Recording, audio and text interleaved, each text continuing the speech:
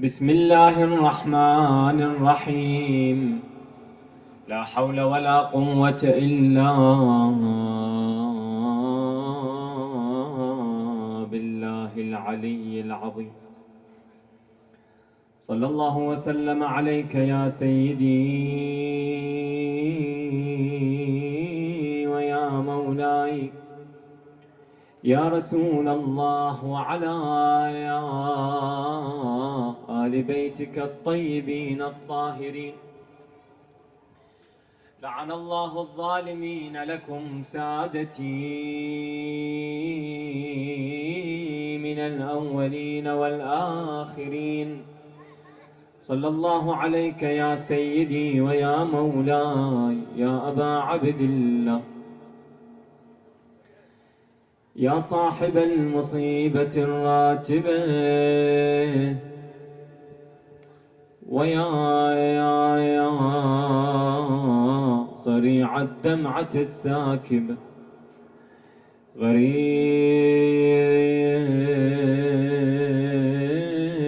يا مظلوم كربلاء، يا سيدي يا مسلوب العمامة والرداء.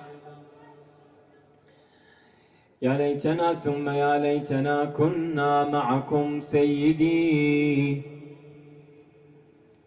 فنفوز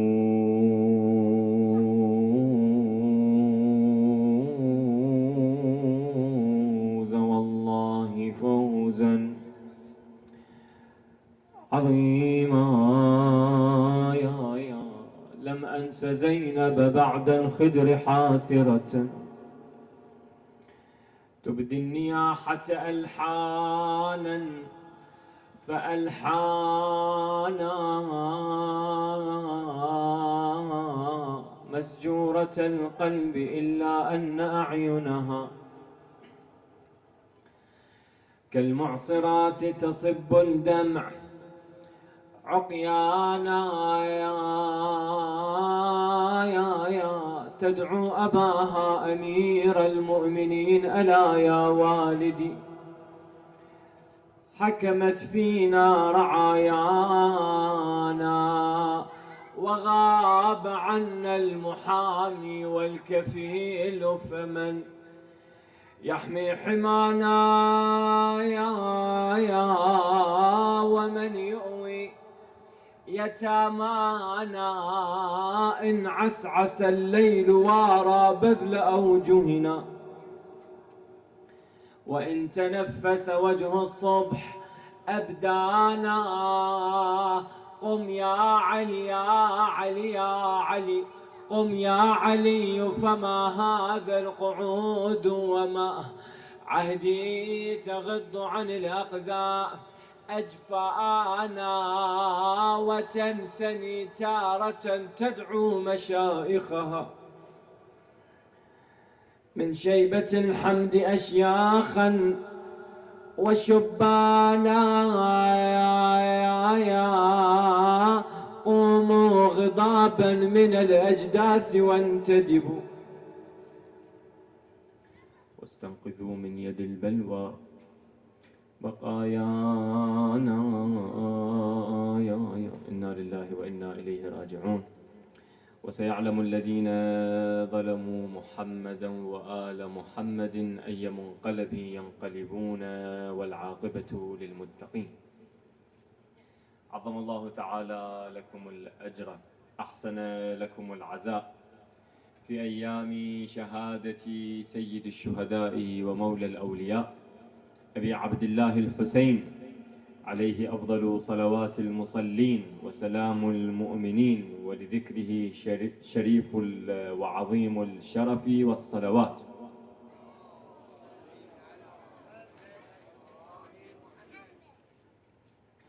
إخواني، للخبر عدة عوامل ومصادر. مثلا الخبر جاء زيد، فالسؤال أنه من مصادر هذا الخبر: لماذا جاء زيد؟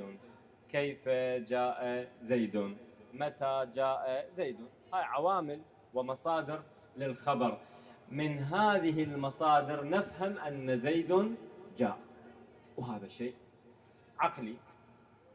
الخبر أنه قتل الحسين عليه السلام، هذا الخبر اللي اجتمعنا هذه الليلة وفي كل ليلة إن شاء الله لأجله، قتل الحسين بن علي صلوات الله وسلامه.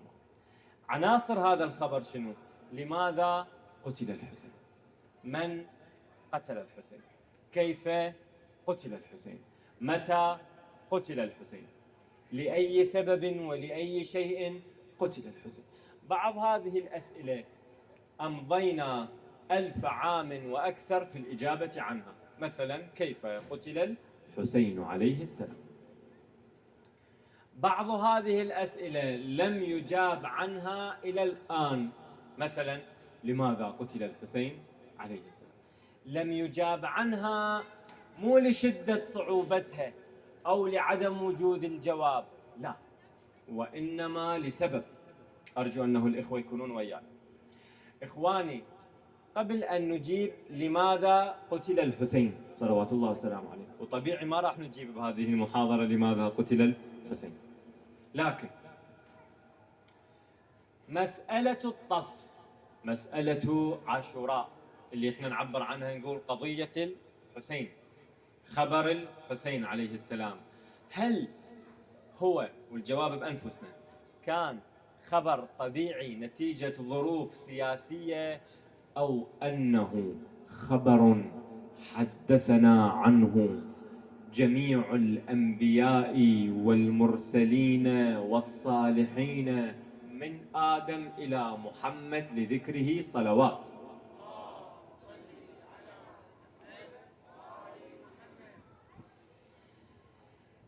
فهل نصنف قضية الحسين بهذه الخانة أم هذه؟ هل قتل نتيجة خلاف سياسي؟ الإمام الحسن أجرى عهدا مع معاوية، مات معاوية، خلف يزيد، خرج الحسين، قتل الحسين، هذه بهذه البساطة؟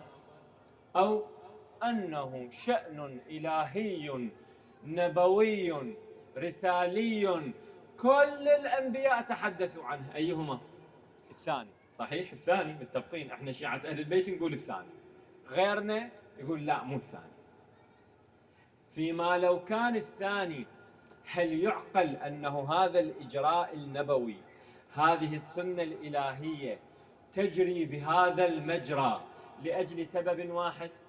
نسمع بعض الأحيان يقولون الحسين قتل لأجل الصلاة. أي، هاي دلالة البعض على الكل. واحدة من الأسباب الصلاة، واحدة من الأسباب الدين، واحدة من الأسباب العقيدة، واحدة من الأسباب الكرامة، واحدة من الأسباب الجهاد، واحدة من الأسباب نقض العهد. بينها الإمام الحسين سلام الله عليه، كلها بينها لو بعضها؟ بعضها.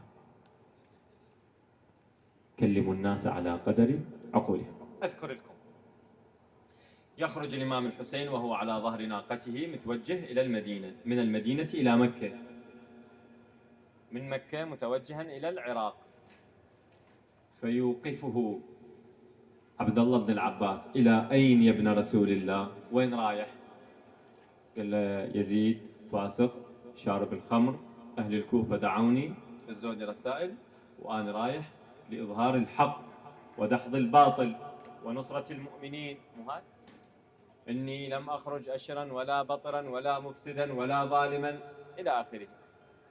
عبد الله بن العباس هنا سأله: شوفوا، هذا يدل على مقاصد الثورة، وأنا حقيقة أن أسميها ثورة لأن هي أكبر من ذلك. يقول له: يا أبا عبد الله، إن شئت، يعني إذا ردت تطلع، لأن أنا ما أقدر أثنيك، ما أقدر أغير رأيك، فما بال النساء والأطفال؟ ليش ما أخذهم؟ فقال له: شاء الله أن يراهن سبايا وأن يراني قتيلا.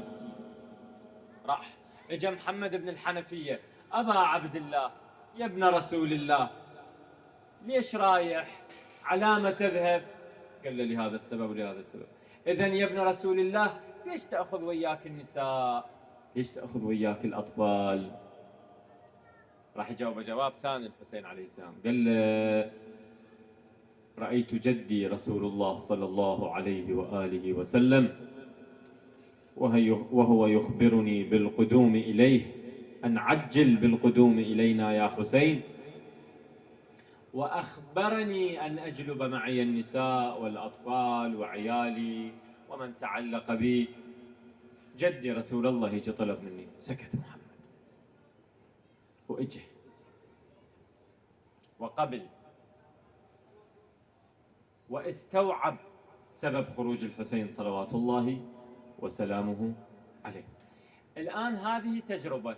ليش الإمام الحسين عليه السلام إخواني أيها الأحبة ليش أجاب بجوابين سلام الله تعالى عليه؟ أجاب الحسين بجوابين لأن مقاصد الخروج ومقاصد النهوض لا يحتويه سبب واحد، لا يمثله أمر واحد، حاشا. بالعكس، الإمام الحسين خرج لهذا السبب ولذاك السبب ولأجل كل الأسباب، وإلا ولي الله الأعظم الهدى سيد الشهداء مولى الأولياء يسحق تحت سنابك الخيل لأجل هذا السبب فقط أو ذاك السبب؟ حاشا، لا، قضية أكبر من هيك، المبدأ أعظم من هيك بهواي، أعظم وأعظم وأعظم. تصل المرحلة إلى أنه صلوات الله وسلامه عليه يقعد ويا عمر بن سعد. تدري، قال له، بعث إليه قال له يا عمر بن سعد نلتقي بين عسكرينا في الليل، موعد صار بالليل يلتقون بين عسكريهم، فيجي عمر بن سعد ويجيب وياه ابن حفص أو ينسب إليه حفص، الأبوة والبنوة بالنهاية أعداء أهل البيت، مو واضحة المسألة. فيجي سيد الشهداء عليه السلام ويا ابن علي يسأله. شوفوا إخواني، خلي ندقق لطفا بهاي المسألة. الإمام الحسين هو بذيك الليلة وبذيك اللحظة وهي محسومة المعركة عسكريا، شو يسوي بعمر بن سعد فرد واحد؟ شو يسوي بالحر مثلا وهو فرد واحد؟ قال له يا عمر بن سعد ما منعك عن نصرتي؟ شنو اللي يخليك ما تنصرني؟ انحرج، قال له يا أبا عبد الله إن لي دارا في الكوفة إن أنا نصرتك هدموها، عندي بيت إذا نصرك فلشوه.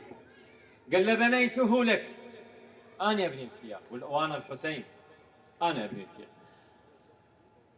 قال له إن لي ضيعا، يعني أراضي زراعية وبساتين، إن لي ضيعا إن أنا نصرتك منعوني إياها، يأخذوها مني. قال له استبدلتها لك بضيع كانت لي في مدينة رسول الله صلى الله عليه وآله، إيش عندك حجة وعذر بعد؟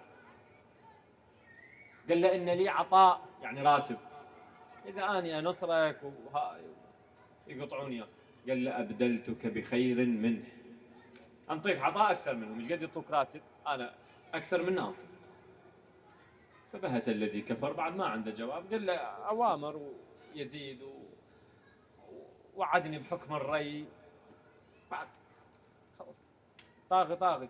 يا حسين والله إننا نعلم أنه ليس على وجه الأرض ابن بنت نبي غيرك، ونعلم أن قاتلك في النار، ولكن نقاتلك بغضا منا لأبيك، نكره أبوك، نكره أمير المؤمنين صلوات الله وسلامه عليه. أنا هسه ما أدري، أنا ما أريد أناقش قضية الإمامة مثلا، لا، بالمنطق بالعقل. هشام من أحد أصحاب الصادق عليه السلام عمره 18 سنة، لحيته همينة ما كاملة، أنقل لكم هاي على عجالة إخواني، هواية بها حقيقة عظة لعله وتذكرة.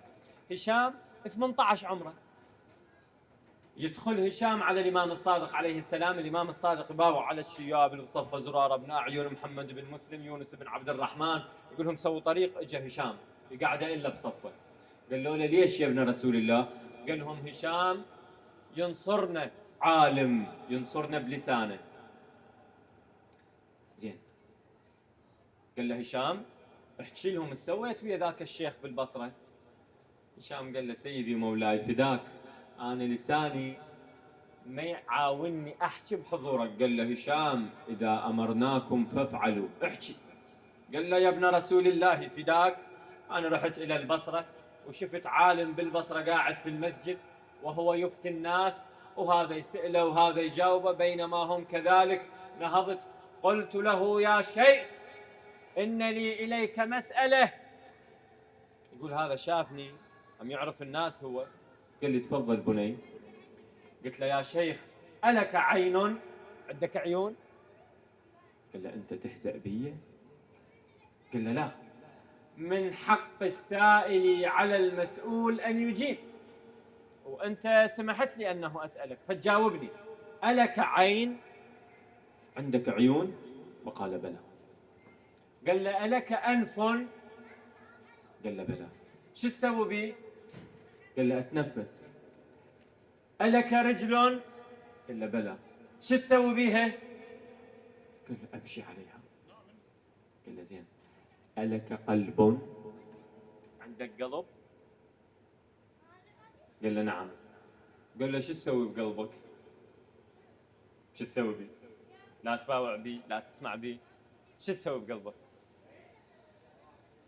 قال له قلبي هو المسؤول والمحرك كل هذن اللي انت ذكرتهن.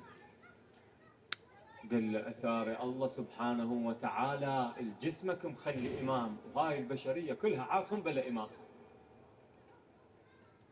جسمك انت الفرد العادي البسيط ومخلي له مرجع، ومخلي له امام، ومخلي له شيء يديره مسؤول عنه، وهاي البشريه كلها خلاهم هيك، لا امام لا وصي لا دنيا هيك.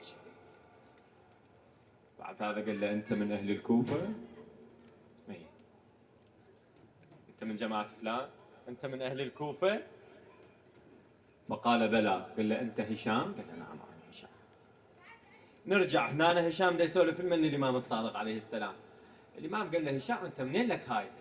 هذا اللي انت حكيته حكي منين جبته؟ قال له والله يا ابن رسول الله انا ما كان بذهني هذا الكلام، لما قمت وقلت له يا شيخ لي اليك مساله اجى ببالي. قال له هشام هذا الكلام موجود في صحف ابراهيم عليه السلام، هذا الحكي اللي انت حكيته. قال له مولاي انا ما شايف صحف ابراهيم، شلون اعرف ايش اكو بصحف ابراهيم؟ قال له هشام انت لما تصديت ونهضت وقلت لي اليك مساله اني ساعدتك، اني ايدتك. شيعتنا إنا نحيط بكم علما ولا يعزب عنا شيء من أخباركم، لولا رعايتنا لاصطلمكم الأعداء ولأخذكم الأواء. إحنا نديركم. فمولانا نقاتلك بغضا منا لأبيك هو أي عاقل اسئله، هو مسألة ونظرية وقضية الإمامة شيء عقلي ومنطقي حقيقة أيها الأحبة. نعم. فالحسين عليه السلام 10 مرات في الطف. تدرون إخواني الحسين بالطف إذا يركب على ظهر فرس يعني رايح يقاتل، إذا يركب على ظهر ناقة يعني يريد يعظ الناس، يريد ينصحهم. 10 مرات سيد الشهداء بالطف خطب، يقف على ظهر ناقته ثم يخطب. يقول حميد بن مسلم يقول الحسين إذا أراد يخطب إحنا نأمرهم بقرع الطبول، لأن إذا حكى الحسين يأثر بهم. يقول مع ذلك خطب فينا خطبة فحمد الله وأثنى عليه بما لم يسمع لا قبله ولا بعده. هيك نقاتلك بغضا منا لأبيك.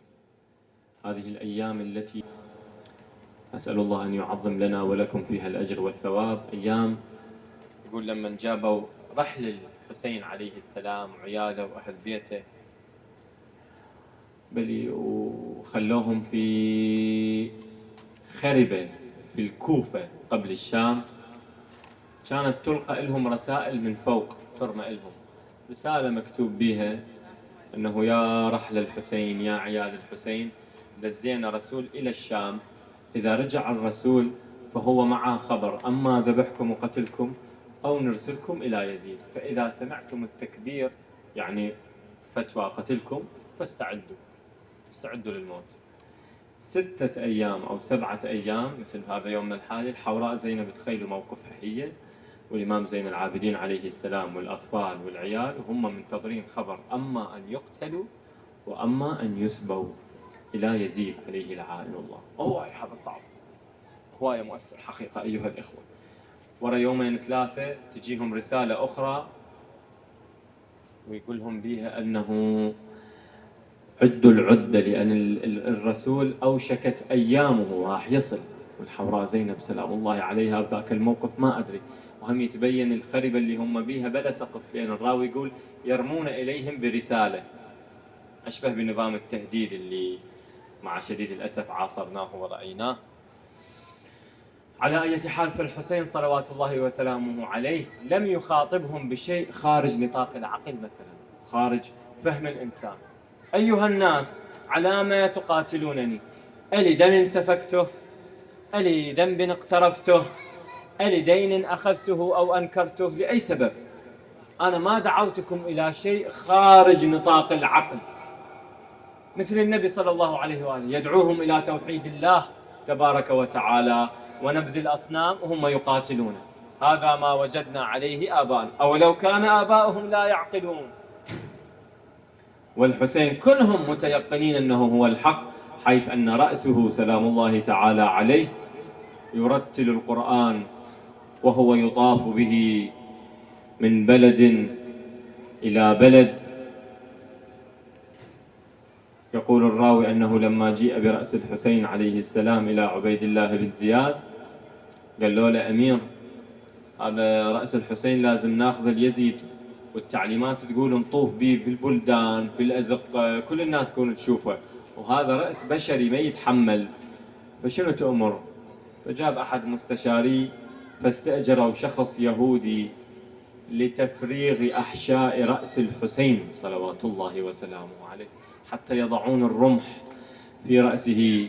ألمي عليك سيدي أبا عبد الله.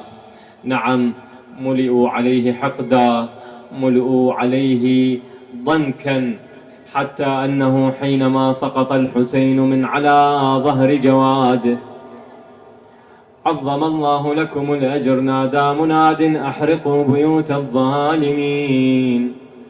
غاروا نحو خيام الحسين وعياله، وإذا بالحسين حينما سمع صراخ النساء والأطفال صار يجثو على ركبتيه وهو يقول أيها الناس، ما ذنب النساء ما ذنب الأطفال؟ اقصدوني بسيوفكم يا بدار العسكر على حسين، يا حيف يا حيف، ناس بالرماح وناس بالسيف، يشبه دورها على الليث المخيف، بياض العين بصبيه تدور، يا بهو والمهر قام يحور دونه، يا حام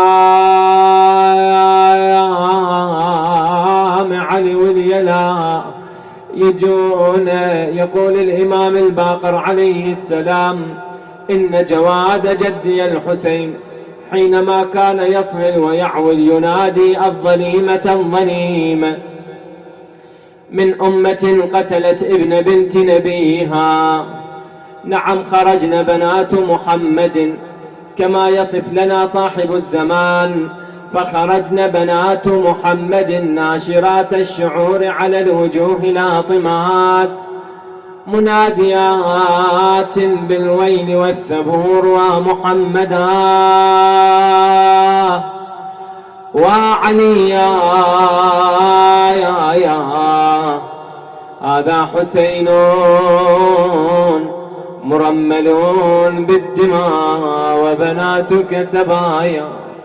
مشت نحو مصرعه، خويا أنا طريت الزلم والخيل والنار، ولا تانية يسكن عجل غبار، أنا اجيتك ورد اشوف الصار ما صار، خويا لقيتك على الرمل ودر الرمل حار، يا بحار الرمل وابن امي ضلعني ولا عن الشمس خلوا ضلعني الحوافر ما تركت سالم ضلعني اطحنت صدره بطفوف الغاضرية اطحنت صدره بطفوف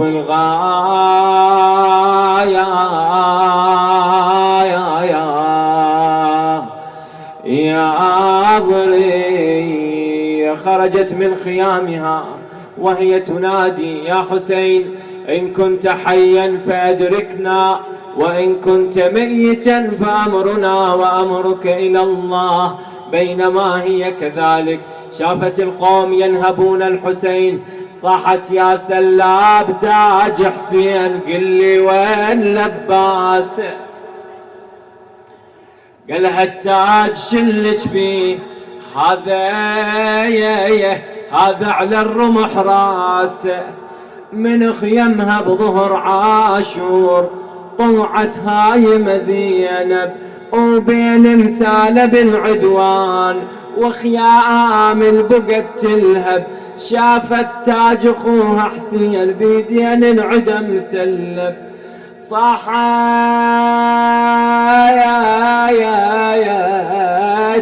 صاحت والدمع هالي يا سلاب ارحم بحالي وراع التاج لا تقول سلبه واخر انفاس. فمدت الى نحو الغريين طرفها ونادت اباها خير ماش وراكب من رخصة السادة بالمجلس أنا أعتب يا هلي حق منعاتب يا بواجب بالخبر تدرون واجب علوياتكم ما بين الأجانب يا علوياتكم ما بيني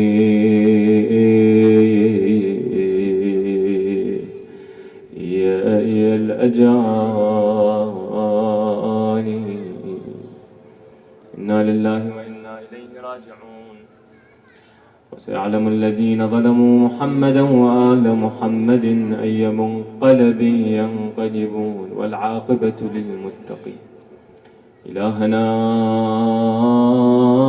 يا سيدنا مولانا نقسم عليك نتوجه إليك بأحب الخلق لديك محمد وآل محمد يا الله. إلهي جميعا إخواني بالحسين الوجيه بجده وأبيه بأمه وأخيه عجل لوليك الفرج والنصر والعافية يا الله. واجعلنا من أنصاره وأعوانه وأشياعه وحواريه ومن المستشهدين بين يديه يا الله في الصف الذي نعته له في كتابك فقلت صفا كأنهم بنيان مرصوص على طاعتك وطاعة رسولك صلى الله عليه وآله. اللهم أطل أعمارنا في خدمة الحسين لا تحرمنا من خدمة الحسين وشفاعة الحسين يا الله. اللهم وفقنا والإخوة الحاضرون في خدمة الحسين عليه السلام اللهم واحفظهم فردا فردا ومن يلوذ بهم يا الله إلى أرواح أموات السامعين الحاضرين المؤسسين الباذلين الساعين. بلغ اللهم الجميع ثواب الفاتحة مع الصلوات.